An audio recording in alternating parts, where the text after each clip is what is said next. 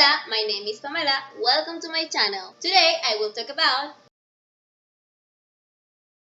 First of all, you should know that industrial processes vary according to the type of industry in which they are, whether it is food, paper, textiles, steel, ceramics, oil, power generation, among many others. In these processes, it is necessary to monitor and control certain variables in order to carry out the process correctly. These variables can be pH, conductivity, speed, humidity, pressure, flow, temperature, etc. In order to keep all these variables constant, measurement and control instruments are used together so that they can form a control system. But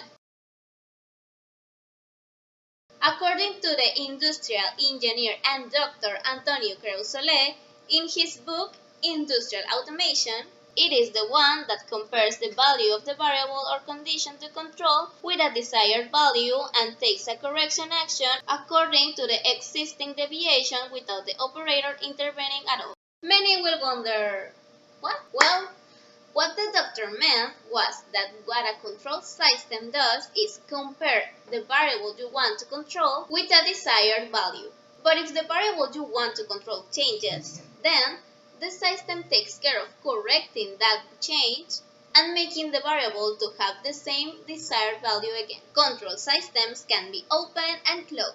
An example of an open loop can be a washing machine, because it will always wash in the same way that you initially programmed it, even if the clothes are dirtier than usual. In this drawing of the process, we can see that we have as input of the loop the washing cycle that we want to select, either the amount of water, whether delicate or colored clothes to be washed, etc. Then we have the switch, which is the one we press so that the washing machine turns on the water pump and the motor according to how we program it, which makes the washing machine start working, and finally we have the clean clothes at the end of the loop. An example of a closed loop can be the regulation of the temperature of a room that makes an air conditioning system, since a temperature sensor is in charge of telling the controller the temperature of the room, and the controller is the one that makes the decision to turn off the compressor or not, depending on whether the temperature is higher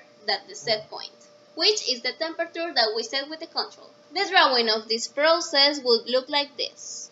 As input, we have the temperature we want or the set point. This enters a comparator, whose function I will explain later. Then, the thermostat begins to work so that the output temperature or the desired one is the same as the required one. Then, a temperature sensor comes into action, which will read it and send it to the comparator, which will compare the required temperature with the actual temperature. If the actual temperature is lower than the desired temperature, the thermostat will turn on in order to reach the desired temperature. But if the actual temperature is higher than the desired temperature, then the thermostat will turn off. And well, that will be all for this video. If you think I was missing something or had a translation mistake, don't hesitate to leave your comments. Subscribe for more videos. I upload videos on Wednesday in Spanish and on Friday in English. Adiós! Air conditioning system. ¿Qué me pasa? In which they are.